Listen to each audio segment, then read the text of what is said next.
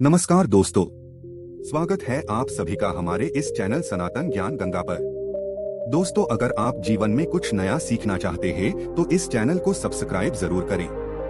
श्री शिवाय नमस्तुभ्यम।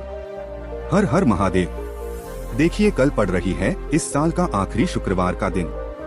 पूज्य गुरुजी के अनुसार शुक्रवार का दिन माता रानी का सबसे प्रिय दिन होता है और इस दिन आपको एक बूंद शहद से तथा 2 हरी इलायची से 2 ऐसे विशेष उपाय करना है जो आपके लिए बहुत ही अचूक होने वाले हैं। अगर आपने जीवन में आर्थिक समस्याओं से परेशान हैं, रुपए पैसों की दिक्कत लगातार बनी रहती है, एक एक रुपए खर्च करने से पहले कई बार सोचना पड़ता है, व्यापार सही से नहीं चला है, घर में आए दिन कोई न कोई समस्या बनी रहती है, किसी न किसी को तकलीफ बनी रहती है, तो पूज्य गुरुजी ने कहा कि आपको नवरात्रि के 6वें दिन यानी शुक्रवार के दिन अपनी धन से संबंधित समस्त समस्याओं को समाप्त करने के लिए यह विशेष उपाय जरूर करना चाहिए। तो चलिए जानते हैं उस विशेष उपाय के बारे में। लेकिन उससे पहले अगर आप भोलेनाथ जी को सच्चे दिल से मानते हो तो इस वीडियो को लाइक करें और चैनल को सब्सक्राइब करके कमेंट में हर हर महादेव जरूर लिखें। इस वीडियो में हम लोग पूज्य गुरुजी द्वारा बताए गए 2-3 बहुत ही खास उपायों के बारे में जानेंगे। लेकिन उपाय जानने से पहले आपको एक छोटी सी बात का ध्यान रखना है। लेकिन चूंकि शुक्रवार का दिन समर्पित होता है माता रानी को यानी माता लक्ष्मी को, और इस दिन अगर हम लोग कोई उपाय इलायची से करते हैं तो ये हमारे जीवन में नकारात्मक ऊर्जा को समाप्त करती है और धन धान्य को आकर्षित करती है, यानी रुपए पैसों को आकर्षित करती है। धन को आकर्षित करने के लिए शुक्रवार का दिन सबसे अच्छा होता है। अगर आप हरी इलायची से कोई उपाय कर रहे हैं, पूज्य गुरुजी ने कहा कि आपको सबसे पहले शुक्रवार के दिन एक काम करना है। आपके घर पर जो माता रानी है या माता रानी के किसी भी स्वरूप की फोटो है या प्रतिमा है, चाहे माता लक्ष्मी हो या माता दुर्गा हो या माता पार्वती हो, तो उनको आप लाल रंग की कोई सामग्री जरूर समर्पित करिएगा। चाहे लाल रंग की चुनरी समर्पित करिएगा या फिर कुमकुम या फिर रोली और या फिर लाल रंग की कोई मिठाई या फिर लाल रंग की चूड़ियां या फिर कुछ भी लाल रंग की सामग्री माता रानी को समर्पित जरूर करिएगा। इससे हमारे जीवन में सुख शांति की प्राप्ति होती है और हमारे घर में जो भी नकारात्मक ऊर्जा होती है वह भी माता रानी की कृपा से समाप्त हो जाती है। इसलिए आप इस शुक्रवार के दिन यह छोटा सा कार्य जरूर करेंगे। अब बात करते हैं पूज्य गुरुजी द्वारा बताए गए इससे पहले उपाय के बारे में। देखें, ये उपाय शुक्रवार के दिन किए जाने वाला सर्वश्रेष्ठ उपाय है। इस उपाय के लिए आपको 1 बूंद शहद ले लेना है। शहद आप 1 बूंद या 2 बूंद जितना भी आपके पास उपलब्ध हो जाए उतना ले लीजिए। फिर इसके साथ आपको 2 हरी इलायची ले लेनी है। हरी इलायची ध्यान रखिएगा कि हरी ही होनी चाहिए, क्योंकि कुछ ऐसी इलायची होती है जो रखे रखे सूख जाती हैं और उनका कलर पीले रंग का हो जाता है। इसलिए आप लोगों को ध्यान रखना है कि जो भी आप इलायची लेंगे वह हरे रंग की ही होनी चाहिए। अब ये 2 इलायची लेने के बाद आपको ले लेना है 1 लोटा जल। लोटा तांबे के पात्र में ले लीजिएगा और जल आप अपने किचन से ले लीजिएगा। अब ये सारी सामग्री लेकर आपको पहुँच जाना है शिवालय। पूज्य गुरुजी के अनुसार इस उपाय को आप शाम के समय में करेंगे, यानी प्रदोष काल के समय में करेंगे तो यह आपके लिए सबसे उत्तम साबित होगा। नहीं तो आप इस उपाय को सुबह भी कर सकते हैं। देखिए, अगर आप प्रदोष काल के समय के बारे में जानकारी नहीं रखते हैं तो आपको जान लेना चाहिए कि शाम को जब सूर्यास्त होते हैं तो उससे 45 मिनट पहले का समय और 45 मिनट बाद का समय है, यानी कि जो 1.5 घंटे का समय होता है यह प्रदोष काल का समय कहलाता है। और इस समय साक्षात महादेव शिवलिंग में विराजमान होते हैं। तो आप कोशिश करेगा कि आप प्रदोष काल के समय में ही ये उपाय कर लें, नहीं तो फिर आप सुबह भी इस उपाय को कर सकते हैं। देखिए, शिवालय पहुंचकर सबसे पहले आप एक काम करेंगे। आप जो 1 लोटा जल लेकर गए हैं उस जल को आप सबसे पहले श्री गणेश जी वाले स्थान पर समर्पित कर देंगे और श्री शिवाय नमस्तुभ्यम मंत्र का स्मरण कर लेंगे। फिर दूसरे नंबर पर आप श्री कार्तिकेय जी वाले स्थान पर जल समर्पित कर देंगे और श्री शिवाय नमस्तुभ्यम इस मंत्र का स्मरण कर लेंगे। फिर तीसरे नंबर पर आप माता अशोक सुंदरी वाले स्थान पर थोड़ा सा जल समर्पित कर देंगे और श्री शिवाय नमस्तुभ्यम इस मंत्र का स्मरण कर लेंगे।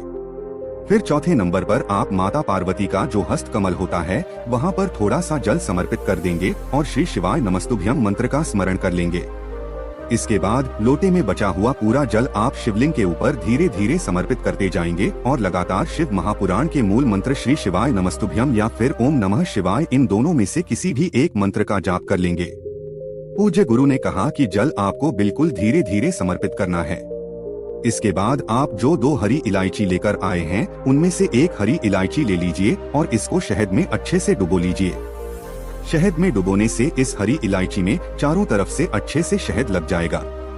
अब जब इसमें अच्छे से शहद लग जाए तो आपको ये हरी इलायची शिवलिंग के ऊपर समर्पित कर देनी है और वही शिवलिंग के सामने बैठकर आपको कम से कम 11 बार या कि इस बार या 51 बार या 108 बार जितना भी आपके पास टाइम हो उतनी बार आप श्री शिवाय नमस्तुभ्यम या फिर ओम नमः शिवाय इन दोनों में से किसी भी एक मंत्र का जाप कर लीजिए और फिर बाकी बची हुई दूसरी हरी इलायची लेकर आपको अपने घर आ जाना है। देखिए, आप जब ये हरी इलायची शिवलिंग में समर्पित करेंगे तो आपको अपनी मनोकामना महादेव से जरूर बोल देनी है। आपको प्रार्थना कर लेनी है कि आपके जीवन में धन से संबंधित जो समस्या चल रही है या फिर व्यापार से संबंधित जो समस्या चल रही है या फिर किसी भी प्रकार की समस्या चल रही है तो उसको दूर करने के लिए महादेव से प्रार्थना कर लीजिए और फिर दूसरी हरी इलायची लेकर आप अपने घर आ जाइए। अब आपके घर पर जो माता तुलसी का पौधा है उसके सामने आपको पहुंच जाना है और साथ ही साथ 1 चुटकी या 2 चुटकी हल्दी ले लेनी है।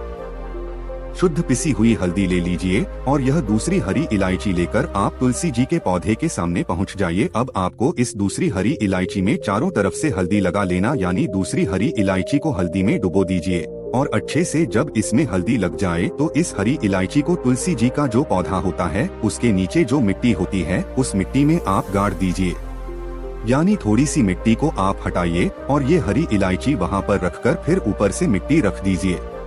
फिर वहीं सामने बैठकर आप पैहरी क्ली चामुंडाय विच्चे या फिर और महान लक्ष्य में नरमा इन दोनों में से किसी भी एक मंत्र का कम से कम 11 बार या फिर 21 बार या फिर 51 या फिर 108 जितना भी आपके पास टाइम उतनी बार आप इन दोनों में से किसी भी एक मंत्र का जाप कर लीजिए और माता रानी से अपने जीवन में चल रही धन की समस्याओं को या फिर व्यापार की समस्याओं को या फिर नौकरी की समस्या को या किसी भी प्रकार के आपके जीवन में समस्या चल रही है तो समस्या को दूर करने की प्रार्थना कर लीजिए और फिर वापस आ जाइए।